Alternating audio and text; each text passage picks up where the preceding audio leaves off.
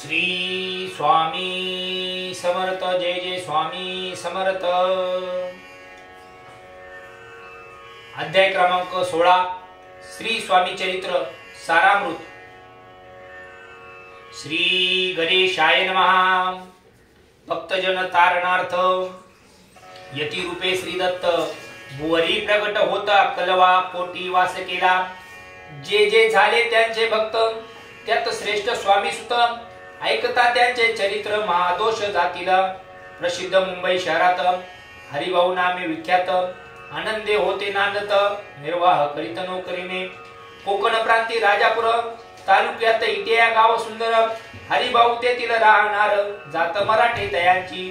ते खोत त्या गावचे होते संपूर्ण संपन्न पूर्वीचे. त्याच गावी तयांचे माता बंधू राहती. मुंबईत तयांचे मित्र ब्राह्मण उपनाव पंडित. ते करिता व्यापार त्यात तोटा आला तयांसी. एके समय पंडितांनी स्वामी कीर्ती ऐकली कानी. तेव्हा भाव धरुणी मनी नवस केला स्वामी ते. जरी 8 दिवसात मी होईन कर्जमुक्त तरी दर्शनात त्वरित अक्कलकोटी येईन. यासी 7 दिवस झाले काही अनुभव न आले. तोही एक वर्तले एक चित्त देवणी. हरिभाऊ आणि त्यांचे मित्र आपूचा व्यापार करिता त्यात. आपणा नुकसान सत्य येईल ऐसे वाटले. त्यांनी काढली एक युक्ती बोलावणी पंडिता प्रती. सर्व वर्तमान त्या सांगती म्हणती काय करावे हे नुकसान भरावयासी. द्रव्य नाही आम्हापाशी फिर्याद होता अब्रुसी. बट्टा लागेला आमच्या. तेव्हा पंडित बोलले मला ही काही कर्ज झाले निघेल माझे दिवाळे. यात संशय असेना तुम्ही व्हावया कर्जमुक्त. यासी करावी ती एक तुमचा होऊनी मी मालक लिहून देतो पेढीवरी. उभयतासी ते मानले तत्काळ तयापरी केले. तो नवले एक वर्तले ऐका सादर होऊन. आपूचा भाव वाढला व्यापारात नफा झाला. हे सांगावया पंडिताला मारवाडी आला नंदे. पंडिते ऐकून वर्तमान आनंद झाला त्या लागून. हरिभाऊ ते भेटून वृत्त निवेदन मग केले. अक्कलकोटी स्वामी समर्थ सांप्रत काळी वास करीत. त्यांचीच कृपा ही सत्य कर्जमुक्त झालो आम्ही. नवस केला तयासी जाऊ आता दर्शनाशी. वार्ता ऐकून उभे येतासी चमत्कार वाटला. ज्यांनी आपले मनोरथ पूर्ण केले असती सत्य ऐसे जे का समर्थ अक्कलकोटी नांदती. तरी अक्कलकोटी प्रती येतो तुमच्या सांगती. आम्ही पाहून या स्वामी मूर्ती जन्म सार्थक करू की. गजानन हरिभाऊ पंडित त्रिवर्ग अक्कलकोटी जात. समर्थांचे दर्शन घेत पूजन करीती भक्तीने. पाहुणी समर्थांची मूर्ती तल्लीन झाले हरिभावाची वृत्ती. मुख पाहता नयन पाती न लवती तयांची. तेव्हा समर्थे तयासी शिवराम मारुती यायशी. नामे दिदली त्रिवर्गाशी अनेक मंत्र दिदले. पंडिता राम म्हटले गजानना शिवनाम दिदले. मारुती हरिभाऊ समटले तिघे केले एक रूप. मग समर्थे त्यावेळे त्रिवर्गाजवळ बोलाविले. तिघांशी 3 श्लोक दिदले मंत्र म्हणून ते ऐका. श्लोक गुरुर ब्रह्मा गुरुर विष्णू गुरुर देवो महेश्वरा गुरुरेव परब्रह्म तस्मेन गुरुवे नमः. ऐसा मंत्र हरिभाऊ ते दिला असे समर्थे. तेव्हा त्या आनंदाते पारावार नसेची. दुसरा मजला मंत्र गजाननाला त्यावेळी त्यांनी दिला. तेव्हा तयाच्या मनाला आनंद झाला बहुसाळ. श्लोक आकाशात पतितं तोयं यथा गच्छित सागरं. सर्व देव नमस्कार केशवं प्रति गच्छति. संतोषले त्याचे मन. मग पंडिता घेऊन जवळ घेऊन एक मंत्र उपदेशन केले पावन तयाती. श्लोक इंद्रमेव शिवम इंद्रमेव शिवम इंद्रमेव शिवम इंद्रमेव शिवम. 300 रुपये तयांनी आणले होते मुंबईहून. त्यांचे काय करावे म्हणून विचारले समर्थाते. ऐसा प्रश्न ऐकून समर्थ बोलले त्या लागून. त्यांच्या पादुका बनवून येथे आणाव्या सत्वर.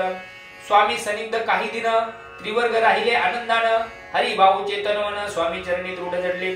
काही दिवस गेल्यावरी त्रिवर्ग एके अवसरी उभे रावणी जोडल्या करी आज्ञा मागती जावया.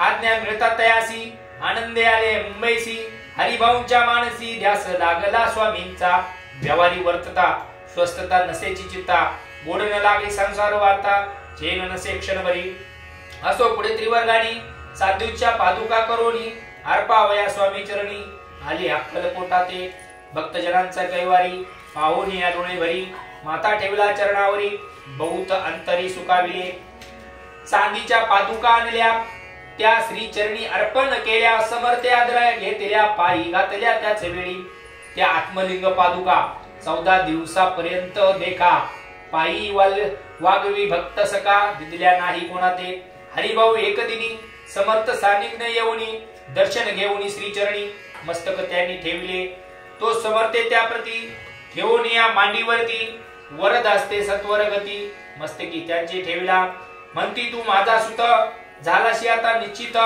परिधान करी भगवे वस्त्र संसार देई सोडून मग छाटी कपर झोळी समर्थे तयासी दिली ते घेऊन त्याच वेळी परिधान केली सत्वर आत्मलिंग पादुका सत्वरी देती हारू भाऊचे करी म्हणती जाऊनी सागर तिरी किल्ला बांधून राहावे धरू नको आता लाज उभार माझा यशध्वज नको करू अन्य काज जन भजना लावावे जाऊन आता सत्वर लुटवी आपला संसार लोभ मोह अनुमात्र चित्तित्वान धरावा आज्ञा ऐकून ऐशी आनंद झाला मानसी सत्वर आले मुंबईशी साधू वेश घेऊनी सद्गुरुने मस्तकी हस्त ठेविता झाला ज्ञानवंत धन्य धन्य ते स्वामी सुत धन्य स्वामी दयाळ सद्गुरूंचा उपदेश होता तत्काळ गेली भवव्यथा उपरती झाली चित्ता षड्विकार निवाले बहुत गुरु जगी असती नाना मंत्र उपदेशिती द्रव्य प्राप्ती स्तव निश्चिती ढोंग माजवित बहुत त्यांचा उपदेश न कळे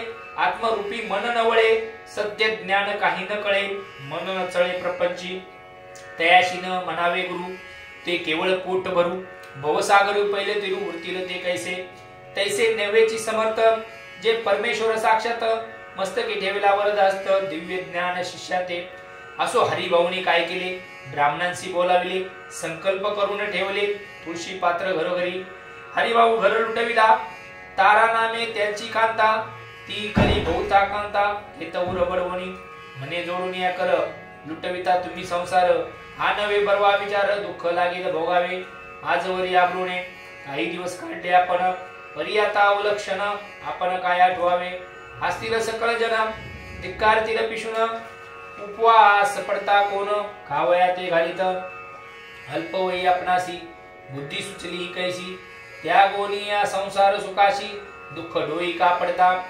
संसार सुख भोगून पुढे येता वृद्धपण मग करावे मोक्ष साधन सेवावे वन तपारता आपल्या वडिलांची थोरवी मना माझी आणावी त्यांची कीर्ती मिळवावी उचित नसे आपणा तुम्ही संसार सोडून जाऊन बसाल जरी वनी तरी मग सांगा कोणी मज लागी पोसावे माझे करता पाणी ग्रहण अग्नि ब्राह्मण साक्ष ठेवून आपण वाहिली असे आन स्मरण करावे मानसी तुम्ही म्हणाला मज सवे तुई घरदार सोडावे मज सम मागे फिरावे भिक्षा मागत घरोघरी तरी संसार सुखासक्त मी असे जे सत्य सत्य संसारी मन विरक्त माझे न होय कदाही आता जरी आपण संसार टाकीला लुटन हे केले महत्व पुण्य ऐसे कोण म्हणेल कुटुंबा उपवासी मारावे सर्वस्व धर्म करावे याशी काय पुण्य कार्य म्हणावे पाप उलटे होत असे विनवते जोडणी कर अद्यापि स्वस्ती करा अंतर आपला हा विचार सोडून द्यावा प्राणप्रिया ऐसी तेची उत्तरे ऐकून या स्वामी कुमरे समाधान बहुत प्रकार करीत असे तेची परितारेच्या चित्तात षडरूपी होते जागत संसाराचे मितत्व ते लागे कळेना आशा मनीषा भ्रांती आणि कल्पना वासना या डाकिनी त्यांनी तिथले झडपोनी आपणा धीन केल्यासे त्या योगे सद्विचार तेची न सुचे अनुमात्र धरोणी या दुराग्रह स्वामी सुता बोलित असे षड विकार त्या गोनी रतला जो स्वामी चरणी दृढ निश्चय केला म्हणी संसार त्याग करावा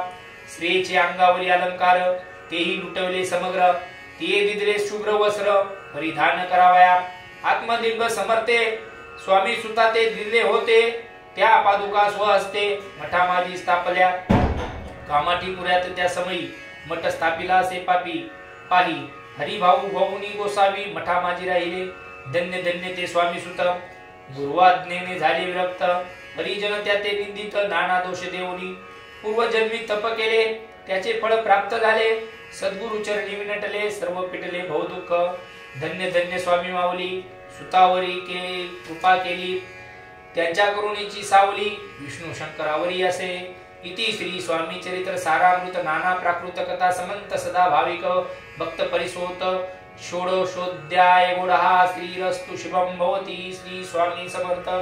जय जय स्वामी समर्थ.